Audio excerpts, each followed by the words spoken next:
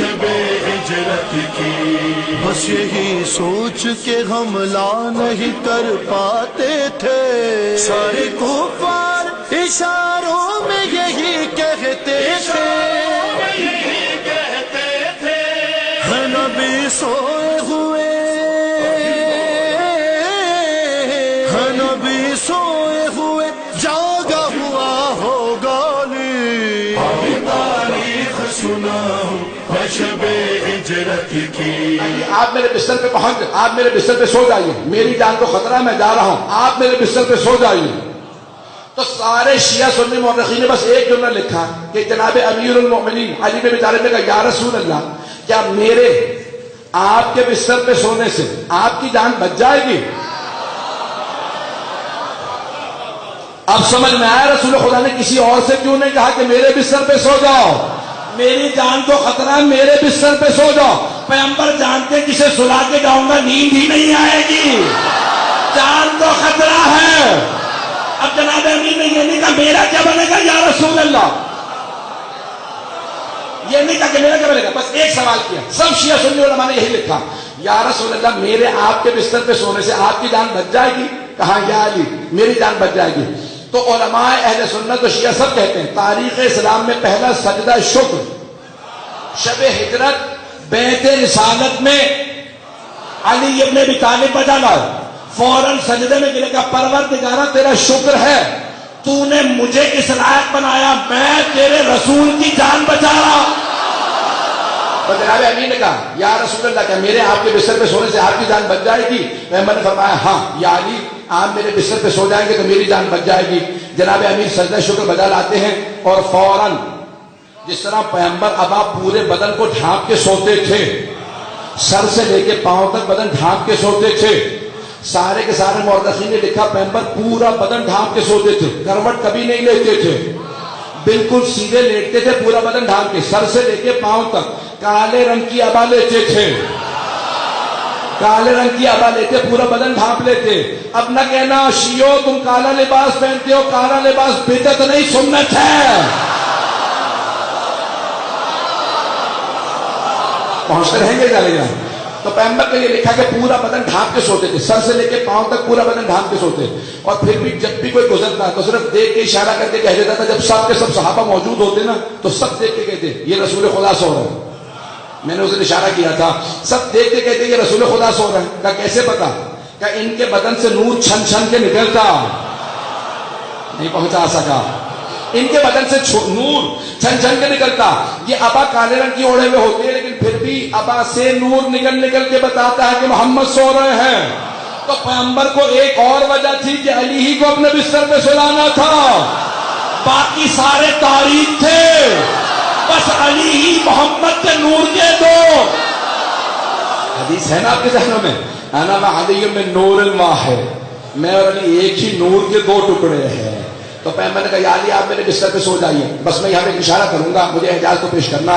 پیغمبر نے ایک مرتبہ اپنے گھر سے قدم باہر رکھا، 40 محافظ بیٹھے تھے، ابو سفیان کے بھیجے ہوئے، ہاتھوں میں نیزے کہ ہم نے قتل کرنا ہے، رسول خدا کے قتل کے لیے آئے ہوئے تھے۔ پیغمبر نکلے اپنے گھر سے باہر اور سورہ یاسین کی آیات تلاوت کر رہے تھے، وَجَعَلْنَا مِن بَيْنِهِمْ سَدًّا وَمِن خَلْفِهِمْ سَدًّا فَأَغْشَيْنَاهُمْ فَهُمْ لَا يُبْصِرُونَ، ہم نے ان کے سامنے بھی ایک پل بنا دیا، ان کی پشت پہ بھی پل بنا دیا ہے، پتہ نہیں لوگ ہیں یا نہیں۔ وَجَعَلْنَا مِن بَيْنِهِمْ سَدًّا فَأَغْشَيْنَاهُمْ فَهُمْ لَا يُبْصِرُونَ، اور ہم نے ان کی آنکھوں کو اندھا کر دیا، انہیں کچھ نظر نہیں آتا۔ پیغمبر سے کہا بس یہ آیت پڑھیں، خاک اڑا دیجئے اور آپ گزر جائیں گے۔ عزیزان گرامی، تمام کے تمام علماء کہتے ہیں جب بھی آپ کسی مشکل میں ہو اس آیت کی تلاوت کیجئے، قرآن زندہ معجزہ ہے، اس زمانے میں بھی اس زمانے میں بھی، آج بھی کام آئے گی۔ تو آیت نمبر 9 ہے سورہ یاسین کی، قرآن کا زندہ معجزہ۔ عزیزان گرامی، پیغمبر شب ہجرت گزر گئے، جناب امیر پیغمبر کے بستر پہ سو رہے ہیں۔ واقعے کو مکمل کر دو، پیغمبر ایک مرتبہ نکلے، راستے کے اندر آپ کو معلوم ہے کہ کیا کچھ ہوا، یہاں جناب امیر بستر رسالت پہ سو رہے ہیں۔ ابو سفیان نے سب سے کہا تھا جیسے ہی صبح رات ڈھل جائے، صبح نمودار ہو، سب ایک ایک نیزہ صرف اور صرف محمد پہ وار کر دینا، صرف ایک ایک نیزہ۔ ایک مرتبہ ایک نے کہا سب آہستہ آہستہ اندر آ جاؤ، سارے کے سارے رسول خدا کے گھر میں داخل ہوئے۔ ایک مرتبہ ایک نے کہا میں چادر کھینچوں گا، سب کے سب نیزے مار دینا۔ اگر کوئی سن رہا ہو کہ یہاں اتنے لوگ موجود ہیں، بڑے بڑوں کو خطرے میں نیند نہیں آتی، اور وہ علی جنہیں سونے کی عادت نہ ہو، 1000 رکعت کی عادت ہو، لوگ ہے یا نہیں؟ ایک آدمی نے اعتراض بھی لکھا کہ مولا 1000 رکعت پڑھتے تھے، کہا نیند نہیں آتی ہوگی تو 1000 رکعت پڑھ لیتے تھے، لوگ ہے یا نہیں؟ بغض علی بڑا سر چڑھ کے بولتا، اس نے کہا علی کو نیند نہیں آتی ہوگی، اس کی ہزار رکعت نماز پڑھتے تھے، ہمارے والوں کو نیند آتی تھی، سوتے رہتے تھے، تو مولا کو نیند نہیں آتی تھی، تو علی نے شب ہجرت سو کے بتایا نیند آتی تھی، اور ایسی آتی تھی کہ قاتلوں کے سائے میں، نیزوں کے سائے میں صرف علی سو سکتے تھے، اور کوئی ہوتا تو ویسے ہی ہاتھ پھیرو۔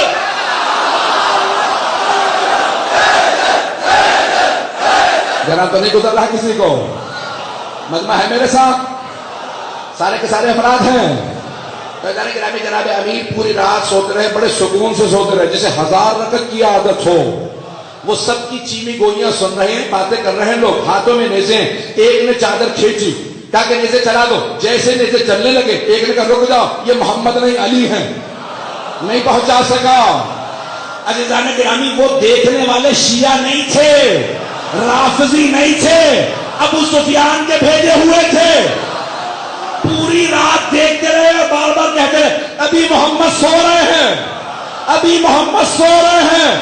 بھائی انہیں 19-20 کا فرق پتہ نہیں چلا، یہ نہیں کہا اس کا نور زیادہ تھا اس کا نور کم ہے، اس کا قد بڑا تھا اس کا چھوٹا ہے۔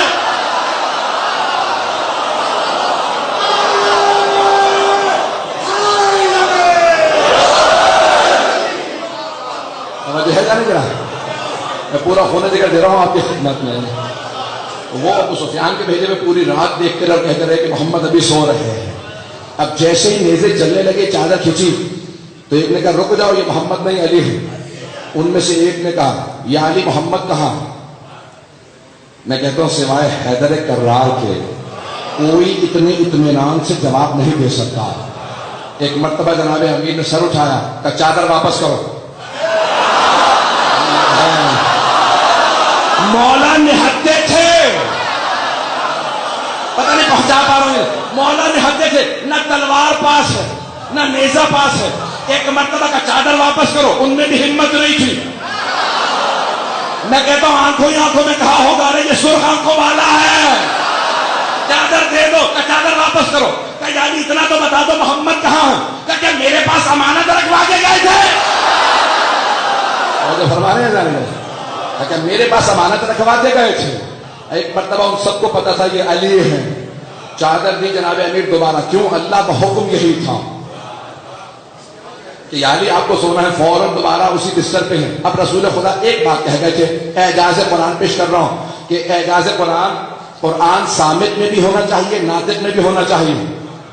تو پیغمبر اسلام نے کہا یا علی آپ بعد میں آ جائیے گا، میری جو لوگوں نے امانات میرے پاس رکھوائی ہے نا، پورا کا پورا گھر بھرا ہوا امانات سے، وہ لوٹا کے آئیے گا۔ خدا کی قسم، مصطفیٰ کی قسم، مرتضیٰ کی قسم، قرآن ناطق کی قسم، مولا کے شب ہجرت بستر رسالت پہ سونے کی قسم، مولا نے نہیں کہا یا رسول اللہ پورا گھر بھرا ہوا ہے، بتا تو دیں کون سی امانت کس کی ہے۔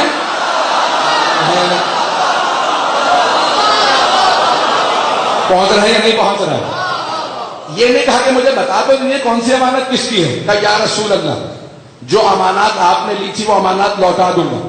اب شیعہ سننے کتابوں میں حدیث ہے ولا یؤدی انی الا علی، میری لی ہوئی امانات کوئی ادا نہیں کر سکتا سوائے علی کے، لأن یدی و ید علی فی القضاء سوا، کیونکہ میرا اور علی کا ہاتھ قضاوت میں ایک سا ہے۔ توجہ توجہ، جو امانت دے رہے تھے پیغمبر کے ہاتھ میں، پیغمبر کہہ رہے تھے لوٹائیے گا یا علی آپ، امانت تھی پیغمبر کے ہاتھ میں، مولا نے کہا لوٹاؤں گا میں۔ عزیزان گرامی سارے مورخین نے جملہ لکھا کہ جیسے ہی صبح نمودار ہوئی سارے مکے والے آنے لگے، کہا سنا محمد ہجرت کر گئے؟ مولا نے کہا کہ ہماری امانتوں کا کیا ہوا؟ کہ گھر بھرا ہے۔ کہ آپ تم ایک قطار میں کھڑے ہو جاؤ، میں امانتیں لوٹاؤں گا۔ مولا چہرہ دیکھ کے امانت لوٹا دیتے۔ کسی مشرک و کافر نے کہا یہ میری امانت نہیں ہے، بھائی مولا چہرہ دیکھ کے جانتے ہیں۔ ارے جو چہرہ دیکھ کے امانت لوٹانا جانتا ہو، کیا وہ چہرہ دیکھ کے شفاعت نہیں کرنا جانتا؟